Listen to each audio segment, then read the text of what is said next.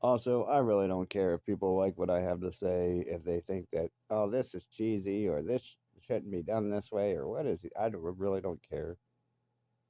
I'm just talking. I'm not trying to be a professional podcaster. I'm not trying to be a professional YouTuber. I'm just a person. I'm just talking. That's why the things say just yapping, just talking. That's all I'm doing. Getting shit off my mind and my chest.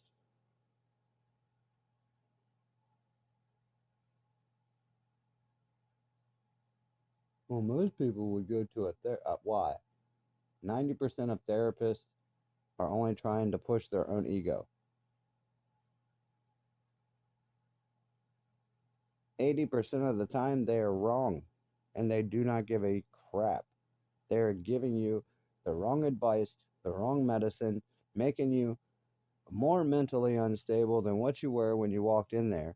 And it's all because they believe they're doing a good job. And if anything goes wrong, it's all your fault. No.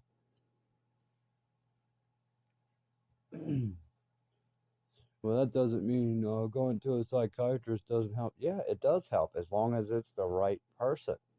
You go to the wrong person, you're going to feel, or some people will make you feel like they are the right person because that is called manipulation. That's how manipulation works. You do think they're the right person until everything that they're telling you doesn't work or causes a bigger problem later.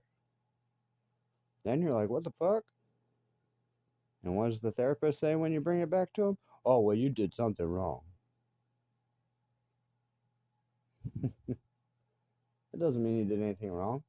It could mean that the person that you were, you know, trying these things towards or whatnot knew what you were doing, was laughing on the inside as they messed with you.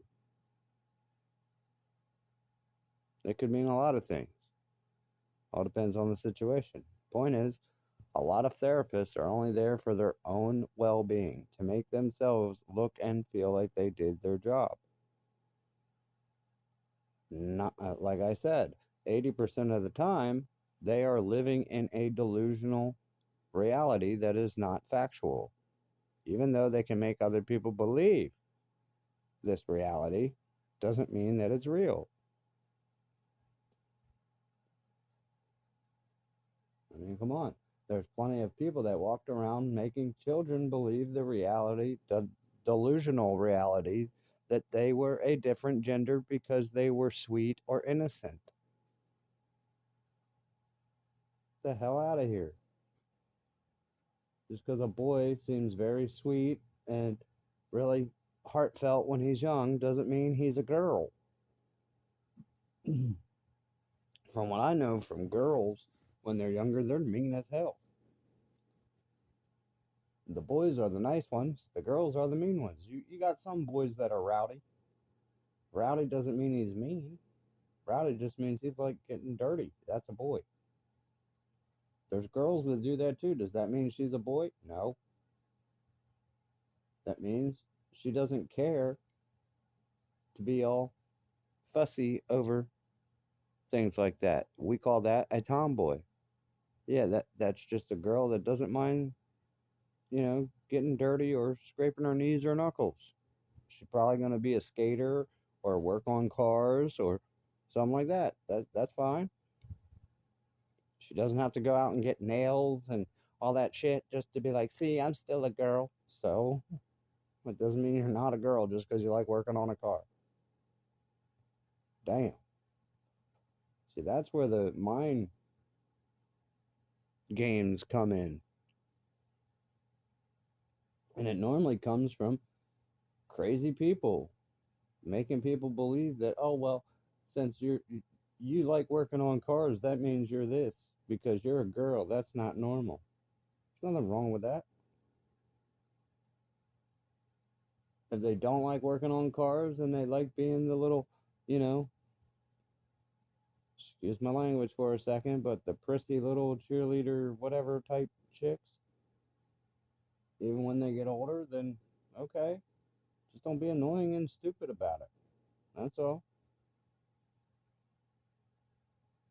Find your crowd and be around them. There's people that, those types of people that are always loud and always got to be noticed, get on their nerves. I'm one of them. I mean, at first I'll think it's cute, and after a while it's gonna bug the shit out of me. Like, dude, why do you have to be noticed every fucking where you go? Why? What's wrong with it? And you're right, there might not be anything wrong. I don't like it. It's just the type of person I am. To me, that is annoying. Just like when I go to the ocean, I don't want some big fucking entourage there waiting for me. Where you been? I don't give a shit about that. I want a spot on the beach waiting for me with a fucking fishing pole and silence. Only thing I want to hear is, we got any more bait?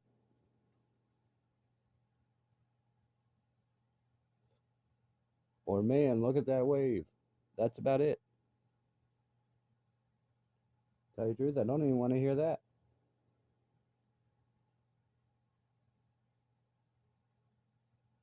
I don't know. Maybe I'm crabby because of that.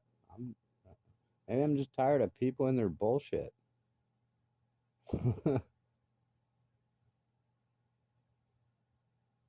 And that's what I mean by bullshit. They try and suck you into this fucking delusional world they live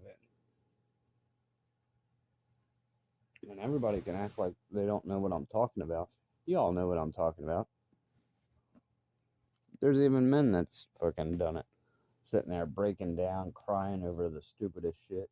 I got a flat tire and I don't know what to do. Change it, moron. What the fuck? Did you look for a jack? No. So you just seen your tire was flat and just started breaking down. Well, yeah. Huh? I mean, yeah, there's people in the world like me, even though, I'm talking like this on this recording. I see people doing that. I just roll my eyes and be like, look, buddy, you got a jack? Do you got a spare? Do you got fix a flat? Do you got AAA? Do you got this?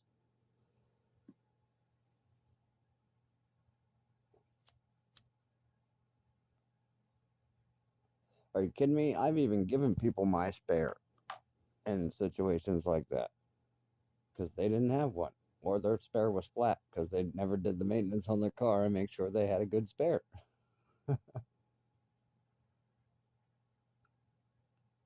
I'm serious. I pulled up and that's what they're crying about. Well, sometimes they're crying because they didn't have a jack or the spare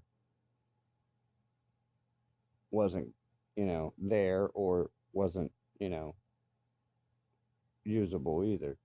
So all those situations have occurred.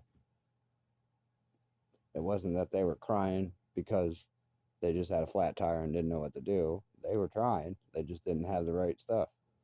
It was because they weren't prepared.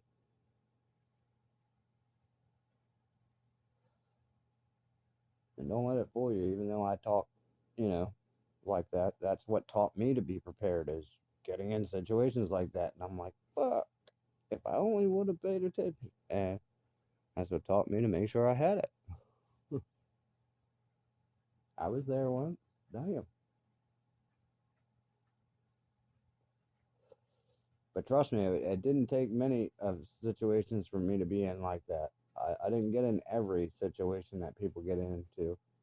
A lot of times I learned to be proactive and make sure, well, shit, I seen this happen, so make sure I got the stuff in case it does. And I was prepared. There were other times that, certain things I wasn't.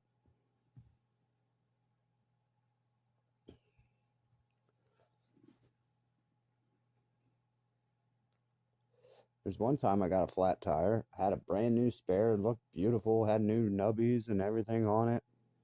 My dumb ass didn't check to see if it had air in it. Guess what? It didn't have air in it. So I get a flat tire. I'm like, cool, I get to use the new spare. I go to put it on and it's flat. And I don't have any way of putting air in it. I was pissed. I felt so stupid. Of course, didn't check the fucking air. Dumbass. Yep, it was under the little floor flap. I lifted it up, seen that I had it. I said, cool, sat it back down. Never even crossed my mind to poke it and make sure it was solid with air. I'm just saying, just because somebody speaks to you about something doesn't mean that they're trying to put you down. Maybe they're just trying to make sure you know about it before it happens. That's all.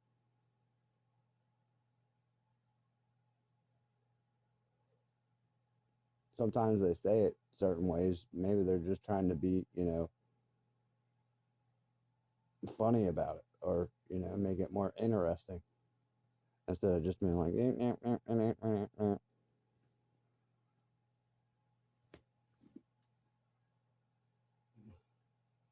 there's times to be, a little dramatic or stuff like that when it's, emphasizing something of importance, but being dramatic over something that never even fucking happened just to get somebody on your side or to do something for you, that's totally different.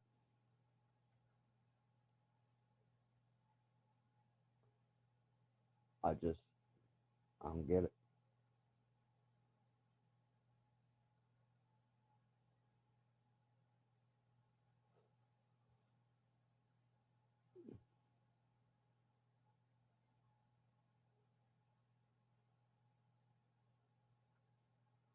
Work my ass off, made these people thousands and thousands of dollars that they just pissed away.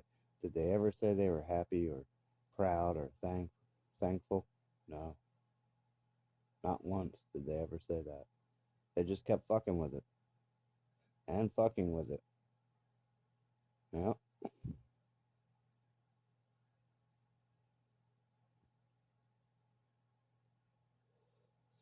Yeah, with Jen, I never worked with my uncle, and I never even brought it up because shit, I couldn't even do a regular job with her. She wanted to be up my butt 24/7 all the time. And it's like, look, you can't, no. I even let her come on jobs with me. And oh my gosh, was that a disaster. Found out real quick you cannot move as fast as you can when that's going on. Tiffany's been on jobs with me, and I didn't have a problem. I could move fast, not worry about anything, even though she was a promiscuous little shit, too. I mean, Jen watched the bullshit I would put up with guys on jobs. When I'm putting in a whole room, she's sitting in the middle of it, and the dude that I'm working with, Rich Monty, comes in and just fucking picks up the end and flaps the whole thing and undid my whole fucking rug. I had to undo the rest of it because not all of it came out, but it was enough to release all the stretch on it. And I was mad as hell. I mean, yeah, shenanigans like that seem all innocent because some of them were, but some of them, dude, oh man, I just wanted to kick him.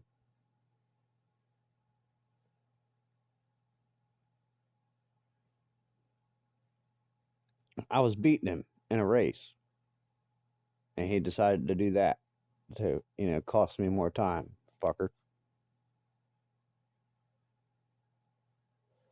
I was almost done.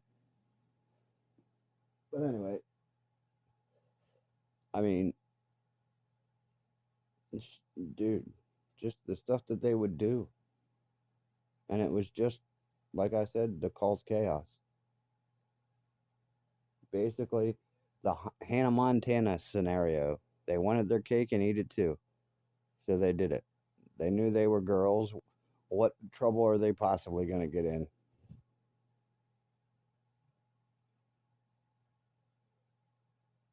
And that's exactly what they used.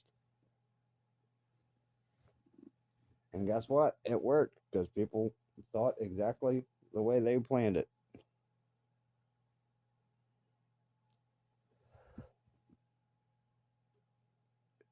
And that's a real hard thing to do is get somebody to see that they were stupid and believe something that wasn't true.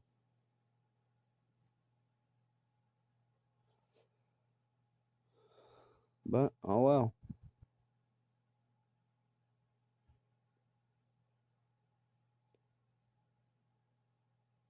It's okay though. Like I said, we got a final person that you can't lie to.